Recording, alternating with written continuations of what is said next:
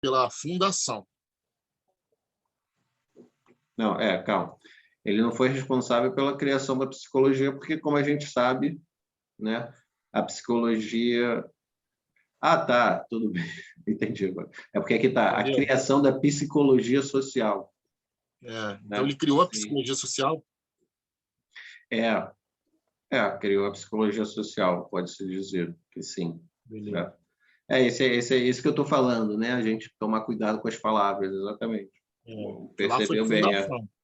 Né? Lá ele foi fundação, e aqui é criação. porque isso já é um desdobramento da psicologia normal, né? Que é a psicologia social, um campo específico, né? Que vai exatamente estudar essas questões. E aí a psicologia social ela nasce para a psicologia cultural, né? Hoje a gente não pensa tanto nessas duas palavras, mas as duas palavras fazem muito sentido, né? Para entender. Porque determinadas culturas, né? Têm determinadas funções, liturgias, formas de comunicar, né? Se a gente passar um filme que a gente acha muito engraçado, né, para um povo originário da Austrália, né, um aborígene, né, de repente ele não vai achar nenhuma graça, vai achar de repente até ridículo, né, umas coisas que os ocidentais estão rindo, né. Então, obviamente, determinadas culturas, né, tem determinadas, e aí a psicologia social obviamente está relacionada com tudo.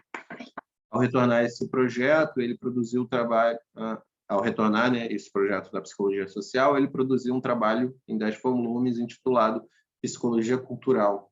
O Wundt foi um desses autores assim que escreveram muitas coisas na vida, né? Não pararam de escrever em nenhum momento.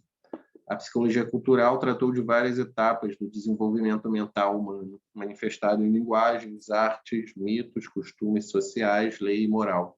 O impacto dessa publicação na psicologia foi mais significativo que o conteúdo em si, já que serviu para dividir a nova ciência, né, em duas principais, experimental, né, e a social. Né? Então, é importante, né, saber disso.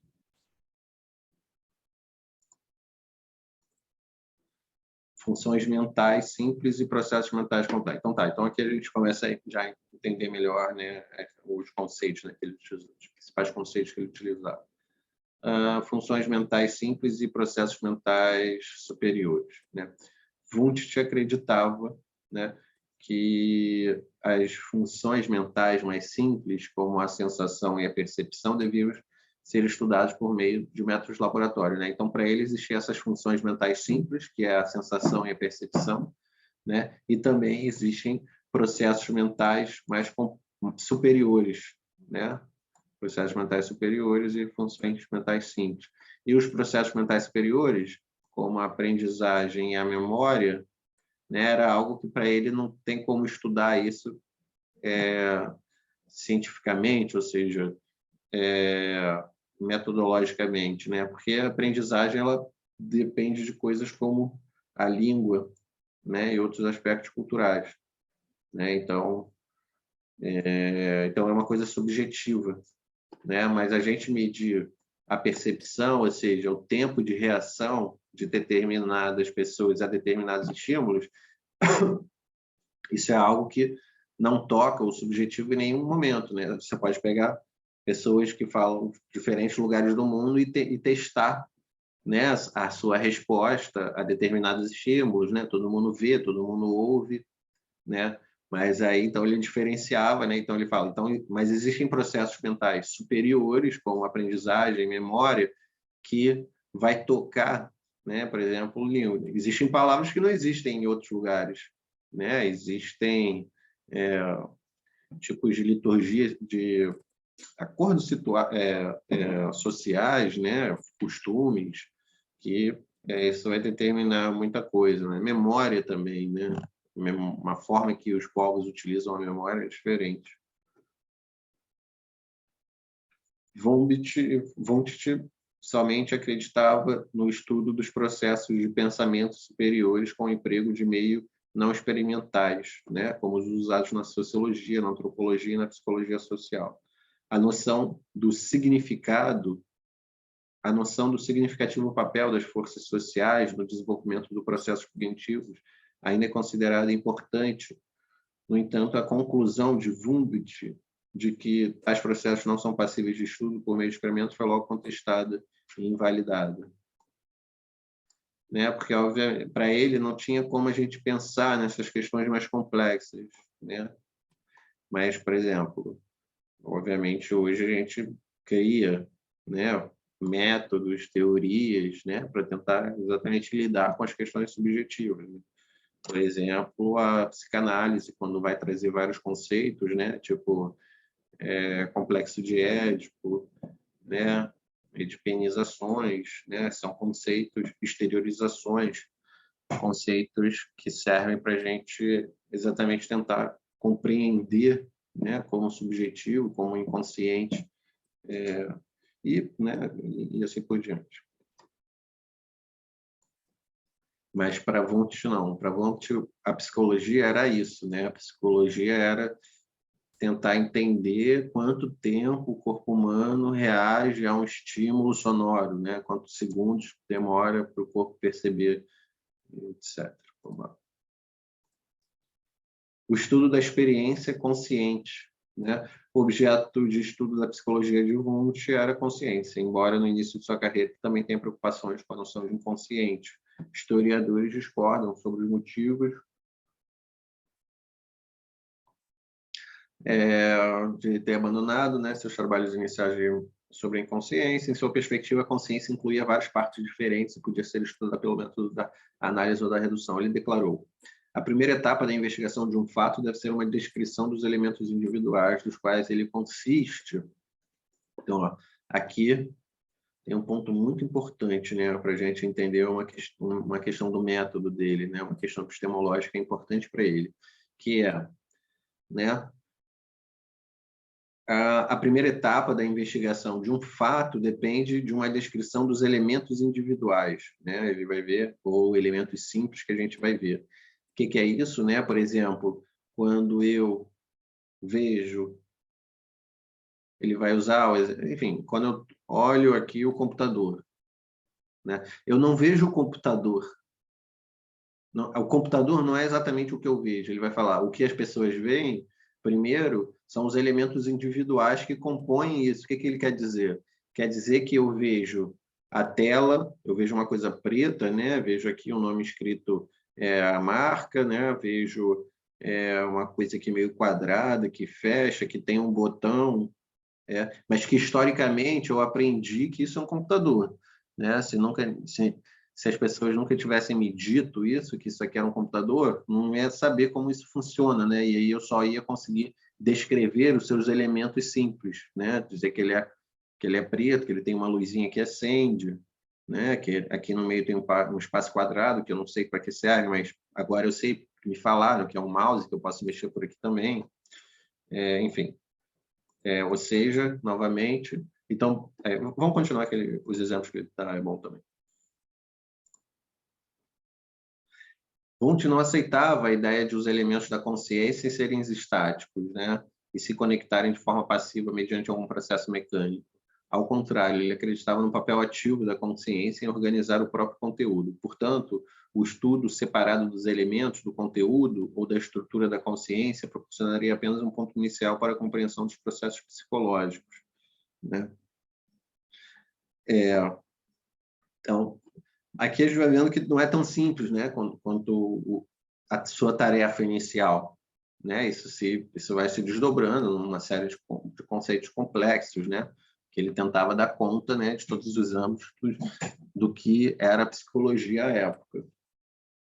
Então ele está dizendo, não existem faculdades na mente específicas que ficam paradas para sempre, né?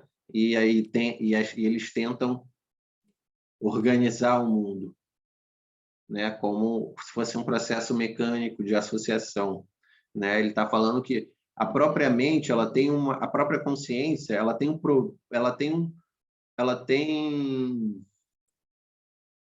uma capacidade de organizar o seu próprio conteúdo, né? O que é isso? De complexo isso, né? Organizar seu próprio conteúdo. É exatamente o que a gente estava falando anteriormente, né? Quando, por exemplo, eu estou andando na rua, aí eu vejo, olho para uma pessoa, aí eu olho assim, eu penso e eu vejo como se fosse, sei lá, né? Um conhecido meu, ou meu pai, né? Ou um conhecido, sei lá, né? Alguém que eu não vejo há algumas semanas, porque, sei lá, quero ver, né? E depois a pessoa vira e vê que não tem nada a ver. A outra pessoa, de repente eu achava que era um homem ou era uma mulher, ou não sei, né? Então, o que isso quer dizer? Quer dizer que a mente, a consciência, ela tem um poder de organizar o seu próprio conteúdo, né?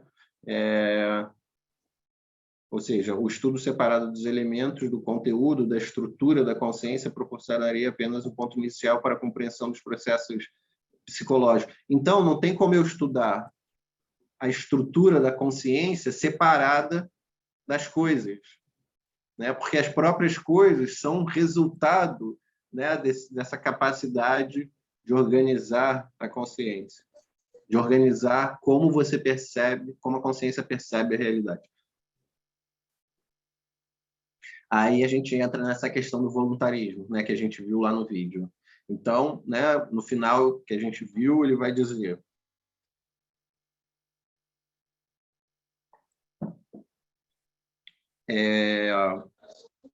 no final das contas, né, o que determina, né, ele vai dizer assim, determinadas pessoas antes perceberam, né, o sinal a luz vermelha ou antes perceberam a luz azul, né? Então ele tentava encontrar um sentido, né, para isso, mas depois ele vai dizer não, isso é uma questão relacionada a um voluntarismo. O que isso quer dizer? A uma volição própria, né? Então determinadas pessoas historicamente, né, se acostumaram com determinadas cores e então existe esse âmbito interno, né, que é um âmbito voluntário, né, uma volição que determina. Então, olha só, aí, o voluntarismo, né, Wundt concentrou-se no estudo da capacidade própria da organização da mente, né, dando o nome de voluntarismo a seu sistema, em referência à palavra volição, que significa o ato, né, a força de vontade, né. Volição é uma palavra boa, né, psicologia também, principalmente, né, volição, apetite, né,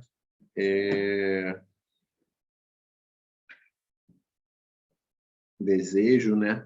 São palavras centrais, né? Veleidade também, né? Veleidade é um desejo fraco, né? A capacidade própria de organização da mente, dando o nome de voluntarismo ao seu sistema, em referência à palavra volição, que significa o ato ou a força de vontade. O voluntarismo refere-se à força de vontade própria em organizar o conteúdo da mente em processos de pensamento superiores. Wundt enfatizava não os elementos em si, como os empiristas e associacionistas britânicos, assim como Titchener, aluno de Wundt, mais tarde enfatizara, mas o processo ativo de organização e síntese desses elementos. No entanto, é importante lembrar que Wundt, embora alegasse que a mente consciente era dotada de poder de sintetizar os elementos em processos cognitivos de nível superior, nunca deixou de reconhecer serem básicos os elementos da consciência. Na ausência desses elementos, não havia nada a ser organizado na mente. Né? Então, está dizendo,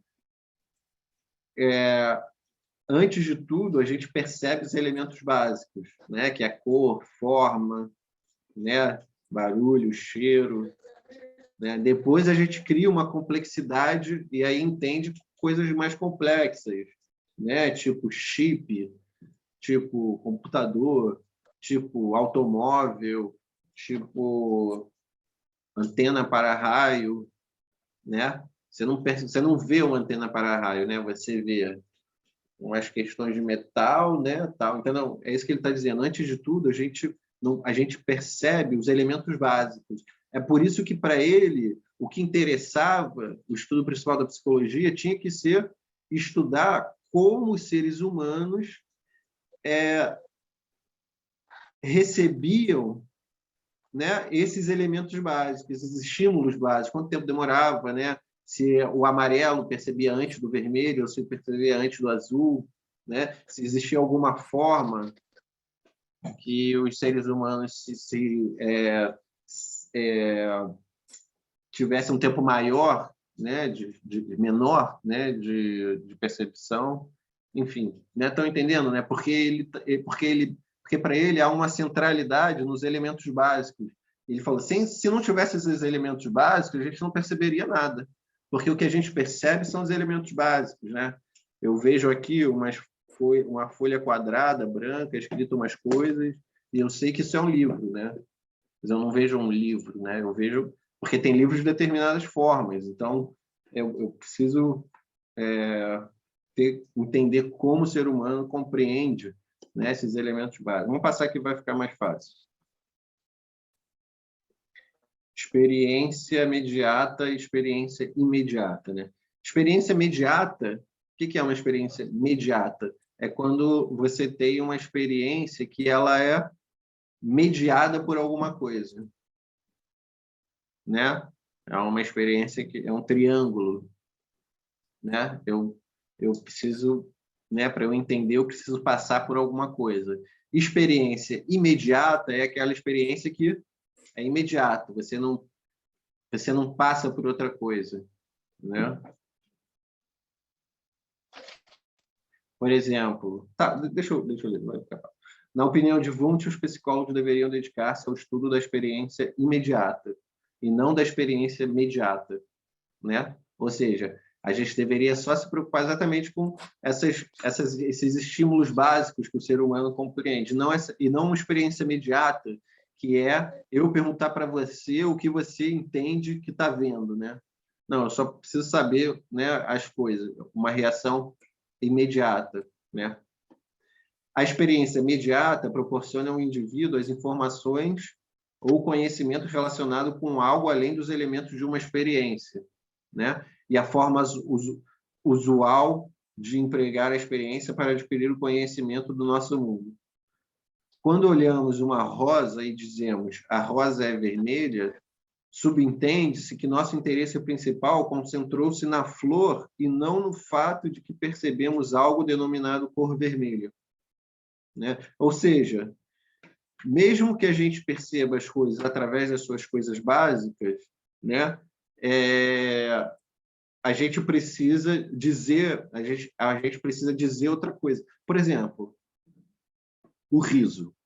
O riso, ele é uma experiência imediata, né? O que quer dizer isso? Primeiro que o riso é uma coisa muito importante, né? O Bergson, ele tem um trabalho importante sobre o riso e, né, acho que já falamos sobre isso, né? Da gente sempre observar por que rimos, né? As coisas que a gente ri, porque é uma coisa que nos revela, né?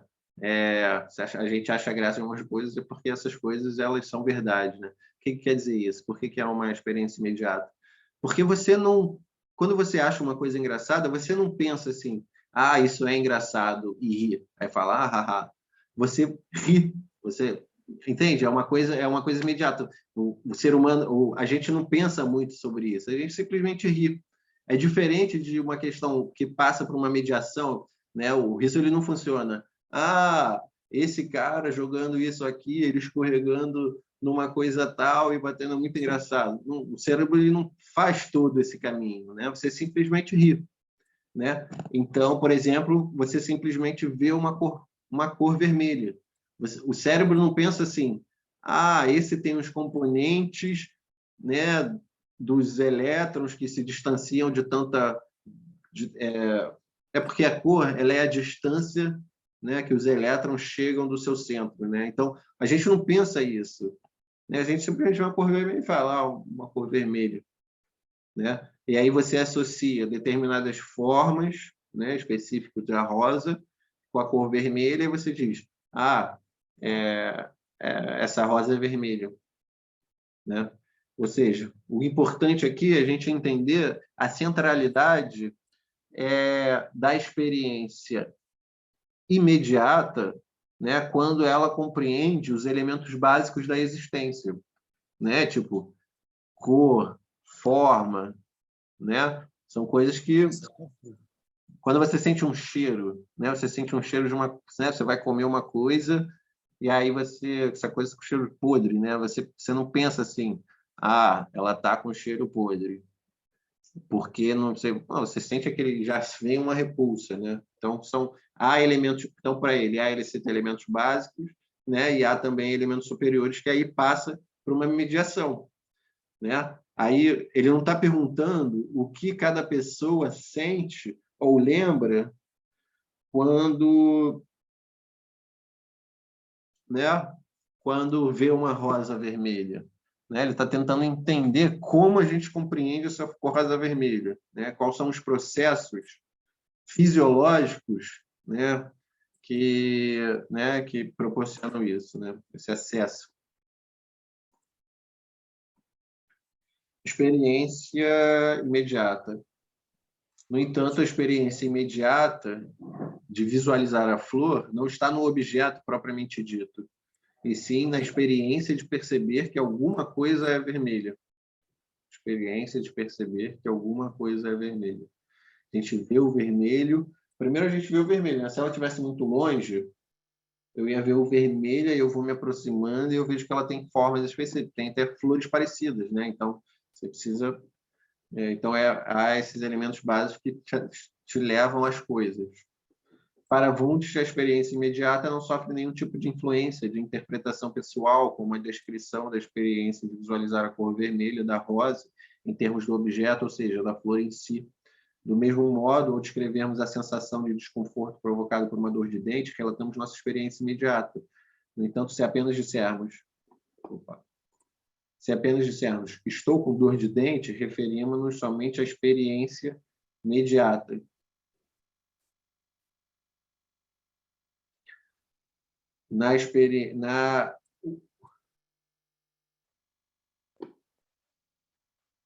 Os estados da consciência, né? Os elementos mentais. Na perspectiva de Wundt, as experiências básicas humanas, isso que estamos vendo, né? Como a percepção da cor vermelha ou a sensação de desconforto provocado pela dor de dente, formam o estado da consciência, os elementos mentais organizados de forma ativa pela mente. A proposta de Wundt consiste em analisar a mente com base em seus elementos, suas partes, componentes, exatamente do mesmo modo que os cientistas naturalistas trabalhavam para dividir o seu objeto de estudo, ou seja, o universo físico.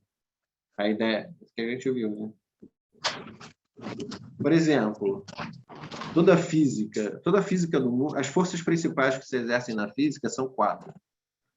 A gravidade, né, que mantém tudo no lugar, as forças eletromagnéticas, né, que determinam o movimento entre os corpos, né, se é de repulsão ou de aproximação, as forças atômicas fracas e as forças atômicas fortes, né? Ou seja, as forças atômicas fracas que vão tentar descrever, né, as relações entre os astros grandes, as forças atômicas fracas que vão determinar a relação dos átomos. Então, essas quatro leis, elas se desdobram para a física tentar entender tudo no mundo, né?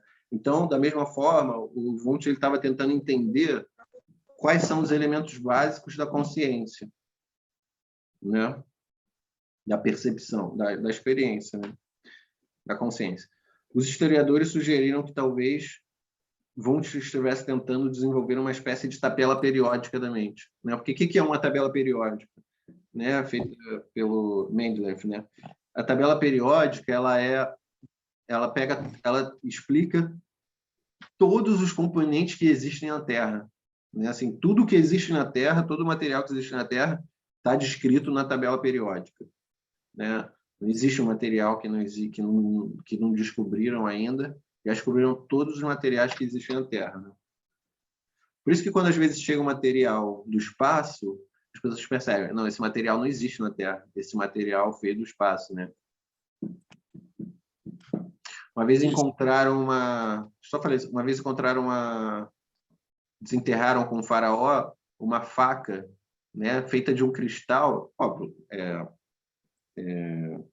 laminado, né, trabalhado, e depois viram que esse cristal, esse elemento, não tinha na Terra, né? Ele foi feito de um meteoro que caiu na Terra. E aí o Wundt, o que o Wundt está tentando fazer? Descrever esses elementos básicos, né? Primeiramente com essa diferenciação entre elementos simples e elementos superiores, né? Para tentar entender como a mente, né? Como que a gente acessa as coisas no mundo, né? Fala, Fábio. Nessa questão, estava fazendo um resumo aqui, a questão da experiência imediata e imediata. Você passou ali. Eu coloquei aqui, baseia-se no conhecimento das coisas a partir de algo que media a minha percepção, está vinculado a isso? Isso. O que traz a minha percepção é algo que está me mediando, por exemplo, a questão da flor lá. Por exemplo, o vermelho está mediando a minha percepção, não é a flor, já o vermelho que me atraiu. Exatamente. Mas o vermelho ele não está mediando.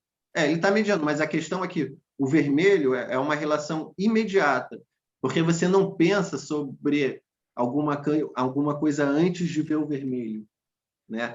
Então, pensa na flor. E a flor você pensa depois. Você não vê uma flor. Você vê os elementos básicos que formam a flor, né? Ou seja, formas e cor. Depois que você aprendeu que isso é uma flor, que isso tem um nome específico. Então, os elementos básicos são esses que não têm uma mediação. Por exemplo, o riso, como eu falei, por exemplo, as cores. Imediato, né?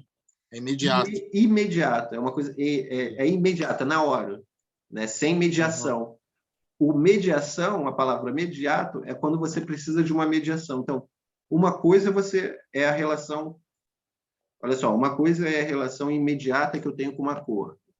Outra coisa é, talvez, uma relação mediata, que aí eu me questionar sobre que sentimento vem em mim quando eu vejo uma cor vermelha. Né? Porque existe esse estudo, né, de que determinadas cores trazem uma determinada paz, ou determinadas cores dão fome, ou determinada... Isso é uma experiência imediata, né, que você perguntar para as pessoas o que elas sentem quando vê alguma coisa. Outra coisa é uma experiência imediata, que não tem como você dizer que isso não é amarelo. Isso é amarelo em qualquer lugar do mundo, né? Só vai mudar o nome, né? Porque é uma questão de linguagem, mas todo mundo vê amarelo, todo mundo vê vermelho, né? Então, as formas simples são essas imediatas, que eu vejo na hora, né? Isso, com certeza, é uma pergunta de prova, né? Esses temas assim agora. Não, por isso que eu estou perguntando, já estou ligado nessa questão aí, que eu sei que... Isso é bom. Mas é simples também, né? Professor, Oi. O que ele tenta explicar é que a mente é capaz de projetar o elemento físico antes mesmo de ver aquela coisa imediata, já está projetada na mente, mais ou menos isso aí? Ele está dizendo que para eu compreender o mundo que eu percebo, antes de tudo, eu percebo por elementos simples, né? Eu percebo por elementos simples. Esses elementos simples é o que ele está chamando de objetos, elementos básicos, né? Ou de objetos simples, né? Que é, por exemplo, a cor, a forma, né? São coisas que... Então, isso que ele está dizendo, é por isso que ele disse anteriormente, se eu não visse esses elementos simples, eu não veria nada, porque eu só vejo as coisas mais complexas, tipo um automóvel, um computador, né? A internet, se antes eu percebo elementos simples, né? E a partir dos elementos simples que eu construo essas outras coisas, né? Isso pode acontecer também em questão cultural, né, Kiss?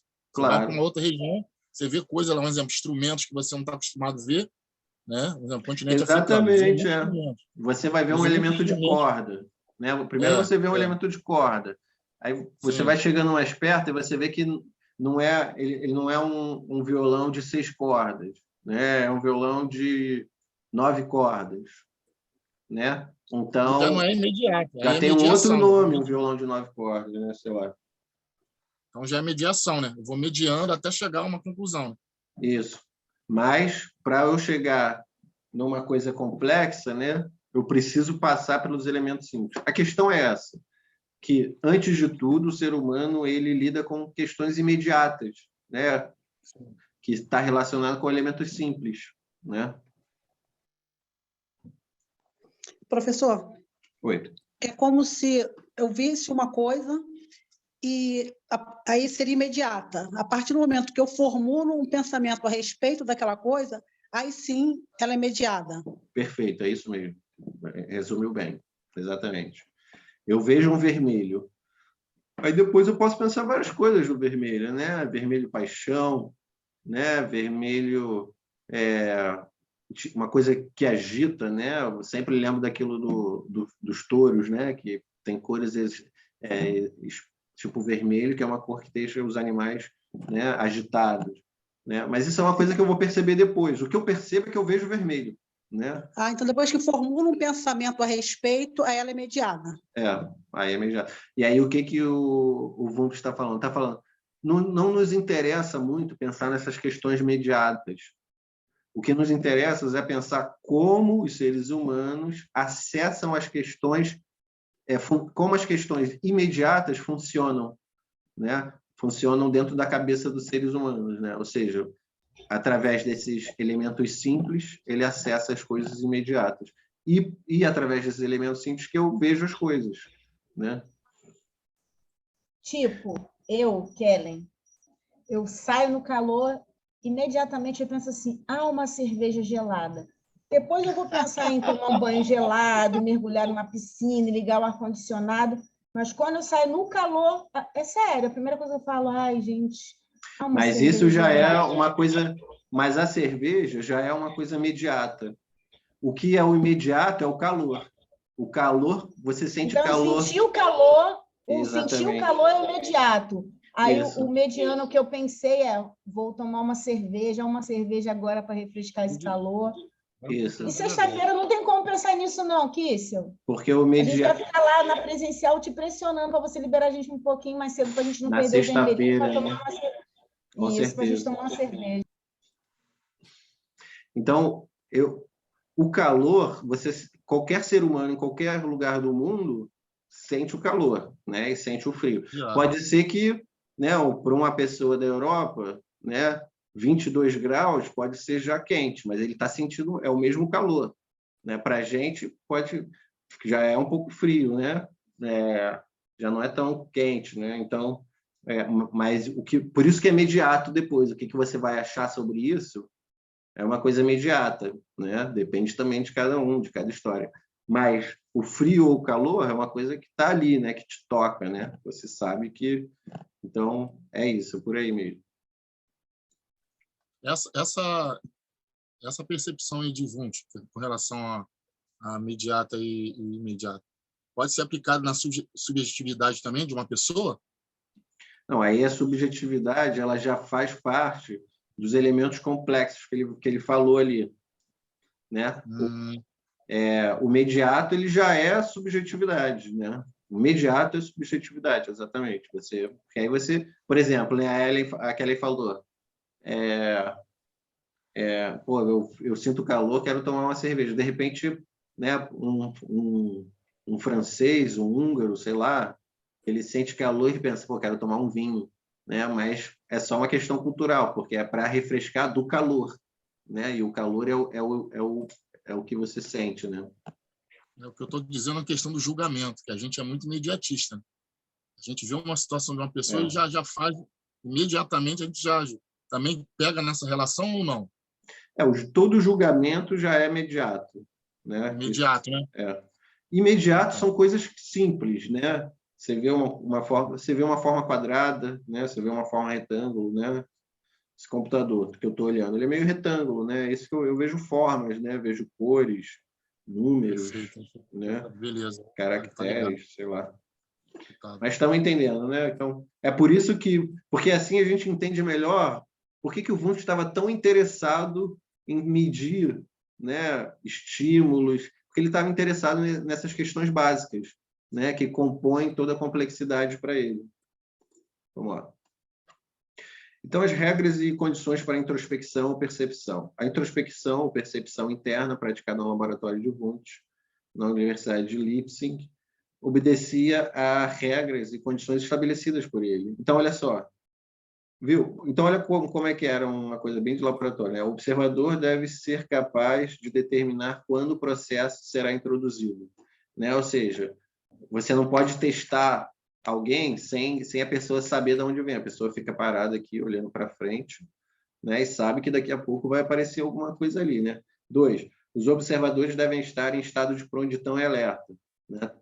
Então, ou seja, ele tem uma metodologia, né, para medir a atenção das pessoas. Deve haver condições adequadas para repetir várias vezes a observação. Aí a pessoa estava tocando uma música, aí a pessoa viu um ponto vermelho, ela tinha que escrever qual parte da letra exatamente da palavra que ela viu quando viu a música. Só que ele passava isso milhares de vezes, centenas de vezes, né, para a mesma pessoa. A pessoa ficava ali, então, né, como um laboratório, né, medindo a percepção. Né? 4, deve haver condições adequadas para se variar as situações experimentais quando a manipulação controlada do estímulo. Né? Às vezes tocava uma música, às vezes tocava um sino, né? Às vezes pareciam cores. Como a gente viu lá naquele vídeo do início, né? Ficava várias pessoas sentadas, uma máquina aqui.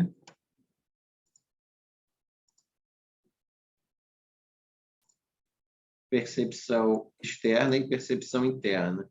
A última condição, né, remete à essência do método experimental, a variação das condições das situações de estímulo e a observação das mudanças das quais resultam as experiências descritas pelos indivíduos.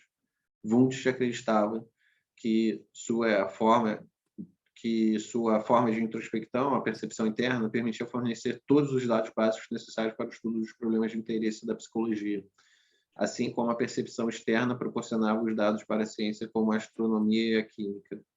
Né? Então, para ele, tem essa diferença, né? Percepção externa e percepção interna. Percepção externa é o que as ciências naturais tentam fazer, né? Compreender as forças gravitacionais, compreender as forças econômicas. Né? Aí já a percepção interna, né, é o que a psicologia precisa, né, olhar para dentro. Mas veja bem, isso para a gente, percepção interna, representa outra coisa. Porque para a gente, quando a gente pensa em percepção interna, a gente pensa em subjetividade, né? Pensa em olhar meus sentimentos, né? Como eu sinto, né?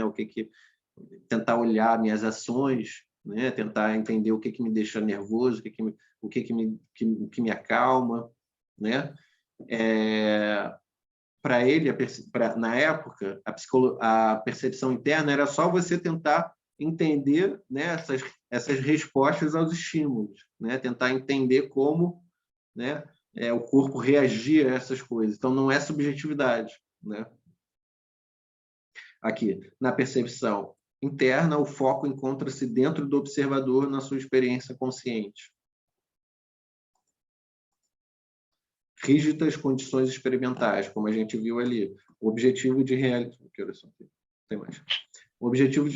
a percepção interna sob rígidas condições experimentais consiste em produzir observações precisas, passíveis de repetição, da mesma forma que a percepção externa produz para as ciências naturais observações que podem ser repetidas separadamente por outros pesquisadores. A fim de atingir essa meta, Wundt insistir em treinar cuidadosamente, rigorosamente seus observadores. Imagina, Wilson, esse cara é muito chato. A fim de que realizassem corretamente percepções internas. Olha só, a fim de que realizassem corretamente percepções internas. Né? Ou seja, ele exigia que completassem até 10.000 observações introspectivas individuais, repetia esses exercícios 10.000 vezes, antes de considerá-los preparados para fornecer dados significativos. Né? Introspecção qualitativa. Wundt praticamente não aceitavam qualquer tipo de introspecção qualitativa, em que as pessoas simplesmente descreviam experiências. Então, introspecção qualitativa é exatamente essa questão subjetiva, né? O Fábio que estava falando, ou de julgar, né? Ou de achar que uma cerveja ou do que outra coisa é melhor, né? Para uma situação de calor. Né? A descrição introspectiva que buscava relacionava-se principalmente aos julgamentos conscientes sobre o tamanho, a intensidade e a duração de vários estímulos físicos, né? Ou seja, tipo de análise quantitativa de pesquisa psicofísica. Poucos estudos dos laboratórios de Wundt usaram relatos de natureza subjetiva. né, ou qualitativo. A maioria de suas pesquisas consistia em mediações objetivas proporcionadas por equipamentos sofisticados de laboratório. Exatamente, esses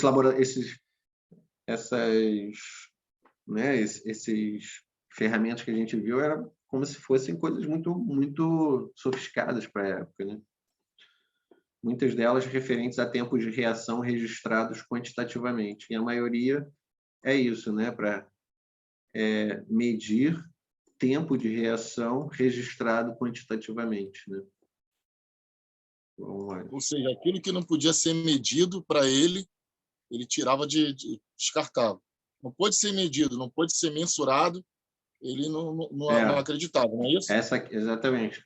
Essa questão qualitativa, né, de querer saber o que as pessoas sentiam, o sentimento que vinha na mente quando passava a luz vermelha.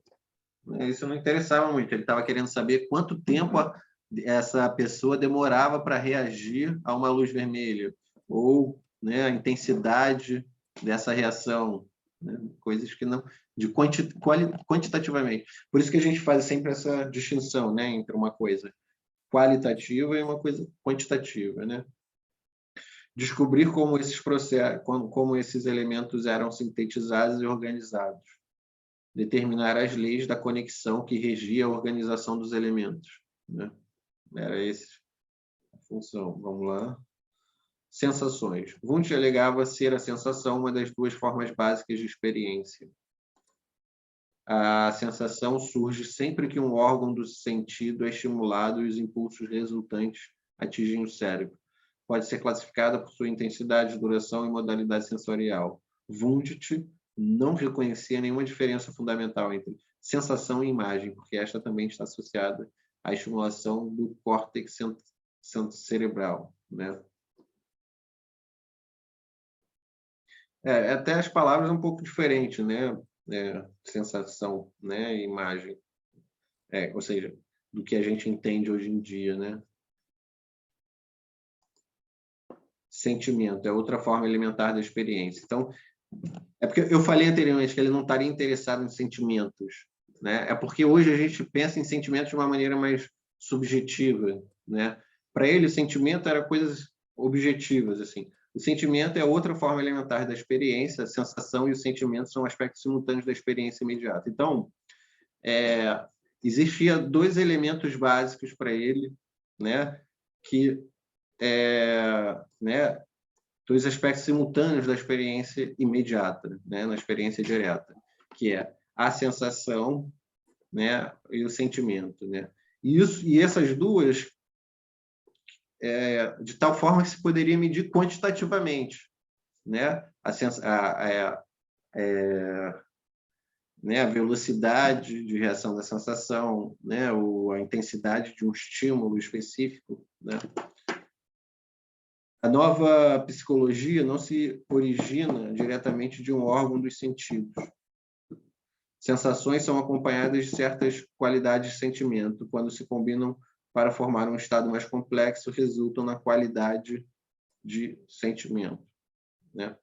Wundt propôs a teoria tridimensional do sentimento com base nas próprias observações introspectivas, trabalhando com um metrônomo, né? O metrônomo é um aparelho que pode ser programado para produzir cliques, né? Notou que, após ouvir uma série de cliques, alguns padrões rítmicos eram mais prazerosos ou agradáveis do que outros, né?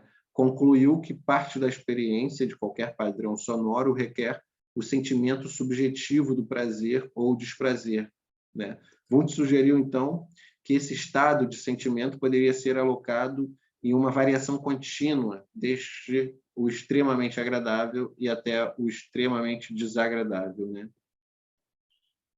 Ou seja, era como se fosse uma medida, né?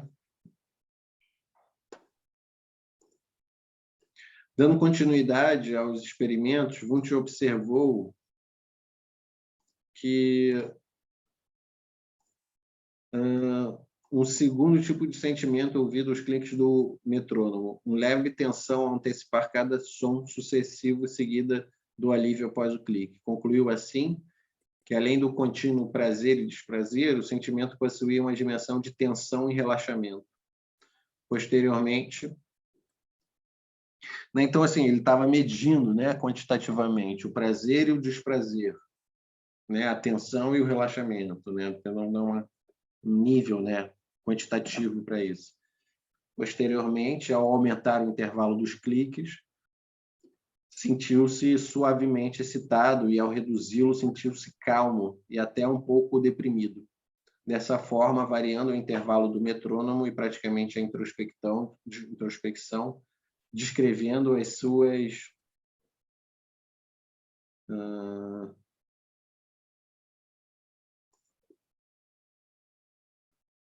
cada sentimento dessa forma. Wundt definiu as 3 dimensões, né? Cada sentimento básico era efetivamente descrito de acordo com a sua localização dentro do espaço tridimensional, ou seja, a sua posição em cada uma das dimensões. Então, tinha 3 dimensões, né, independentes do sentimento: prazer, desprazer, tensão, relaxamento, e excitação e depressão, né? Aqui.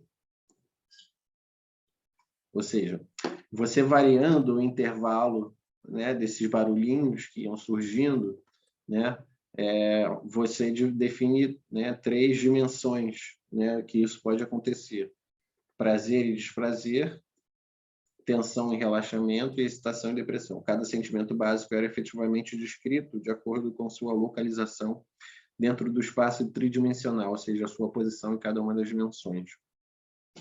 Wundt considerava que as emoções em um composto complexo de sentimentos elementares, e, se fosse possível destacá-los na grade tridimensional, as emoções poderiam ser reduzidas a esses elementos mentais. Embora a teoria tridimensional do sentimento, né, então, isso aqui é importante, né, teoria tridimensional do sentimento, tenha despertado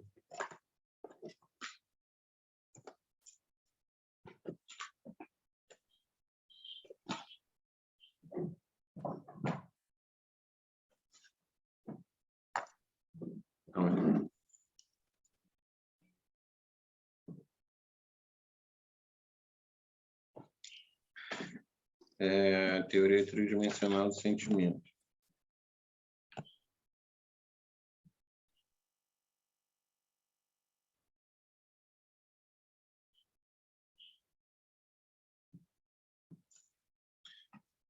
Tem despertado interesse para várias pesquisas de Leipzig, e os laboratórios europeus da época não resistiu ao teste do tempo. A organização da experiência consciente. Apesar de sua ênfase nos elementos da experiência consciente, Wundt reconheceu que, quando olhamos para os objetos do mundo real, nossa percepção é dotada de unidade ou de totalidade. Ao olhar por uma janela, vemos uma árvore, e não sensações individuais ou experiências conscientes de brilho, cor ou formato que os observadores treinados do laboratório descrevem como resultado de sua introspecção. Nossa experiência visual do mundo real abrange a árvore inteira, e não sensações e sentimentos básicos que constituem a árvore. A experiência visual. Como partes, né, isso é importante também, como partes elementares compõem essa experiência consciente unificada, né? Como as partes, então, né, elas compõem essa experiência unificada. Wundt explicou, né, o fenômeno por meio da sua doutrina da apercepção, né? O processo de organização dos elementos mentais, formando uma unidade, uma síntese criativa, também conhecida como lei das resultantes psíquicas, que cria nova propriedade mediante mistura ou combinação de elementos. Então, a questão é isso aqui: todo composto psíquico é dotado de características que, de modo algum, consistem na mera soma das características dos elementos, né? Essa é uma questão da dialética também, né? Ou seja, a totalidade não é igual à soma das partes, né? É por isso que a gente vê uma flor, né? Por isso que a gente encontra uma terceira parte, né? Porque a totalidade das coisas, ela não é igual ela não é igual à soma das partes, ela se transforma numa outra coisa. Por isso que eu estou vendo aqui, entre partes, né? Retangular, Quer botões. dizer, Kício, que quando a gente vê uma coisa, a gente não costuma ver ela particionada, a gente vê um todo, um inteiro. Embora elas sejam feitas por partes. Sim, lógico. Só que quando a gente olha, a gente vê um inteiro, a gente vê uma pessoa por inteiro. A gente não vai falar, são 2 braços, 2 pernas, blá, blá, blá, blá, blá. A gente olha e vê um ser humano ali, uma pessoa. Isso. Igual quando você vê uma flor, ela é formada pela parte das pétalas, pelas sementes, cor, pelo bolo, pela cor, pelas folhas, só que você olha e você fala, é uma flor, é uma rosa, uma margarida, dependendo do formato, você vê numa totalidade ela, você não para ali, juntei o girassol, eu juntei as pétalas amarelas com o miolo lá das sementes marrons e virou um girassol. Não, você olha e fala, um girassol. Isso. Exatamente. Mas você chega a isso através das partes. Né? Isso é complexo, porque isso não é a totalidade, não é a soma das partes. Mas as partes fazem parte daquela composição ali. Isso. Por quê? E por que isso acontece? Porque a totalidade não é igual à soma das partes. Né? É igual aqui no final, quando ele diz a combinação de elementos químicos produz compostos ou resultantes de propriedades não encontradas nos elementos originais. Quando a gente faz uma massa, né? Faça uma massa de pão ou uma massa de pizza, você junta o ovo, o leite, né? A farinha, o fermento, vira uma outra coisa. Né? Impressionante, né? Vira uma terceira coisa, né? Embora ali, para preparar, né? Você precisa dos elementos particulares, né?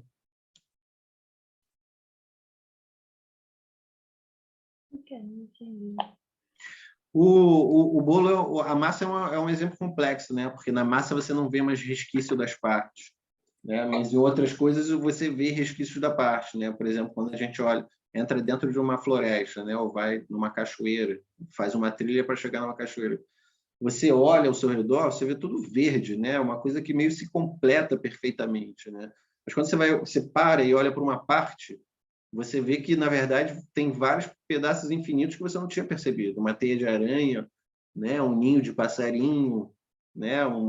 Então, embora, né? Essa terceira coisa ela só pode acontecer com a soma das partes individuais. E o que você vê, né, é por meio das partes individuais. Né? Para Wundt, a percepção consiste, que é isso que ele chama de apercepção. Né? A percepção é isso, né? Esse movimento de você ver uma terceira parte. É isso, né? De novo, né?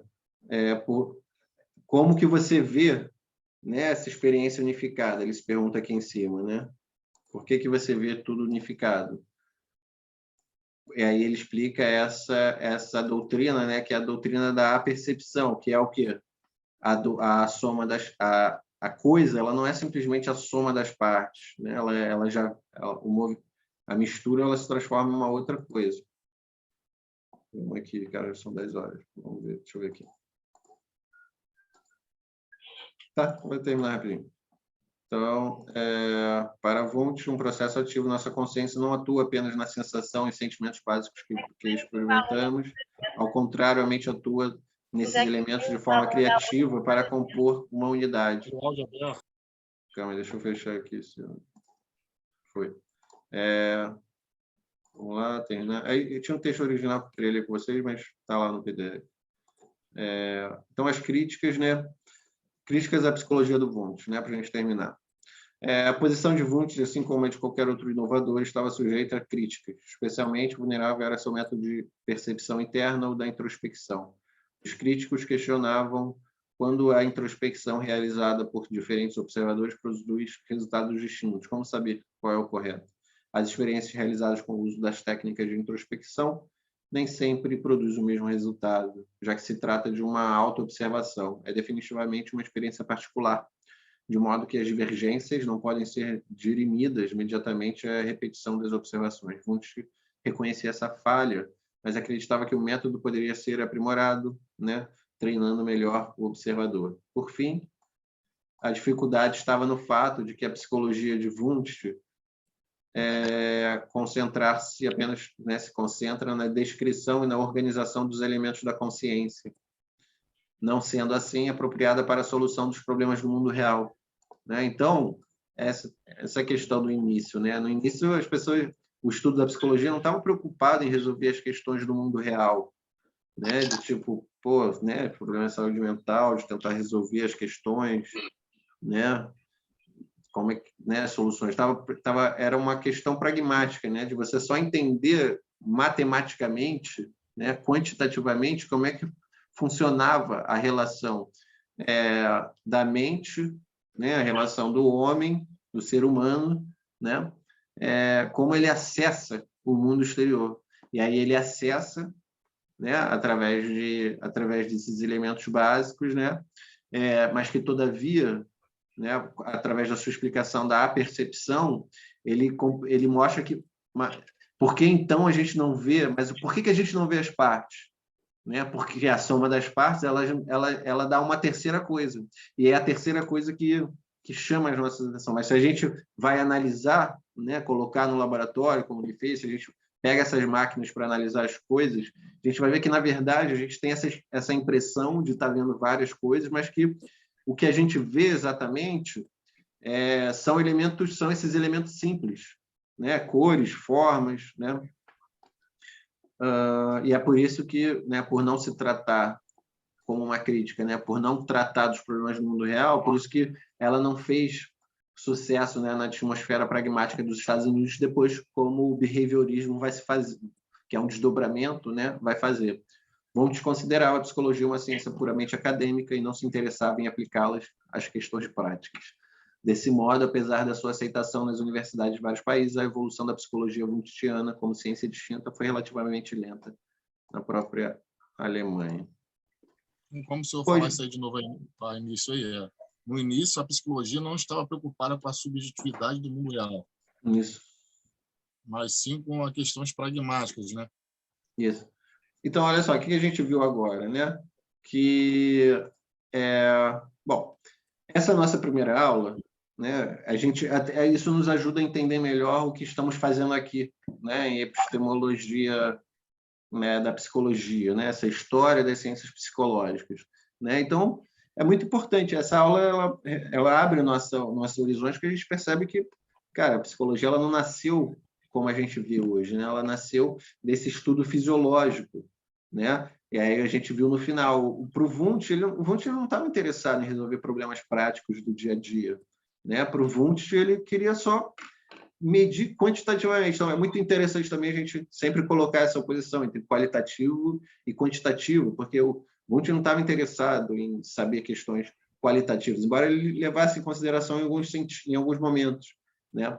Mas, para ele, esses dois elementos básicos que compõem esses elementos simples, né, que é a sensação e o sentimento, eles só podem ser medidos quantitativamente, que é você medir a quantidade de prazer ou de desprazer, a quantidade de tensão ou de distensão, né? Não entrava nas questões subjetivas, né, relacionadas a tipo, julgamentos sobre coisas, né? Então, é isso, né? Lembre-se que, né, vamos estudar muitos autores, né? Então, obviamente, o que a gente precisa saber é uma perspectiva geral, né, sobre um autor específico, né? Obviamente, não dá para pedir uma resposta complexa de umas questões bem específicas de cada autor, porque teríamos que ser, né, especialista nessa disciplina, né, de epistemologia. Então, tentem se preocupar nessa questão maior, né, de entender que realmente era muito diferente, né, que psicologia experimental, na verdade, a palavra fisiológica é até melhor, né, que nos leva direto a essa questão, né, que está relacionada ao interesse do Wundt, que é relacionada à quantidade, né, de tempo de reação aos estímulos, né, como os seres humanos, né, compreendem, são estimulados pelo mundo exterior, né? Bom, acho que é isso. Alguém quer falar mais alguma coisa, perguntar alguma coisa? Eu queria saber se esses slides ficam disponíveis. Então, estão lá já no AVA, tá? Ah, é porque eu não estou com acesso ainda. Ah, tá bom. Qualquer coisa você pede para algum colega, Obrigada. tá? Bom, gente, muito obrigado Muito a bom, todos e muito todas. bom. Professor, Valeu, boa Fábio. noite. Muito bom, professor. Show. Fala, Marcelo. Professor, o senhor me deu presença? Porque eu estava sem internet, aí estava tentando entrar pelos dados aqui, não estava conseguindo. Tá, só um minutinho que eu vou olhar aqui rapidinho. Pode fechar, professor? Podem fechar, gente. Obrigado por todo mundo que ficou até agora. Então, Nada, até... boa noite. Peraí, vamos. Sexta-feira, vamos. Quem está com a câmera aí, vamos abrir rapidinho só para fazer um print aqui. Vamos. Sexta-feira, 1 minuto a mais, 1 minuto a menos, não vai fazer diferença. Vamos lá. Vamos abrir aí. Bora.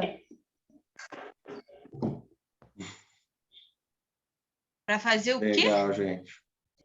Vou printar aqui a... Vai printar a tela, todo mundo com cara de que trabalhou a semana inteira. Cansado. Eu também tô Calma aí. aqui, ó, não vejo. Bora aí, gente. Vou pegar meu Vamos melhor lá. ângulo. Olha como é que eu vou fazer com o computador. Vamos, pode? Valeu. Alguém mais Pode. vai abrir? Vamos embora? Bom. A galera aí que fica escondido, ninguém bota a cara. Primeira Já viu? vez. né, galera? Foi. Vou botar lá no grupo, gente. Valeu, Kiss. Valeu, gente. Bom, muito obrigado, gente. Então, até a próxima semana, no mesmo horário. Boa noite. A aula foi ótima. Valeu, Fábio. Valeu, professor. Obrigadão. Boa noite. Tamo Valeu, junto. galera. Boa noite. É bom final de semana. Tamo junto. Valeu. Boa noite, Valeu. professor. Valeu, gente.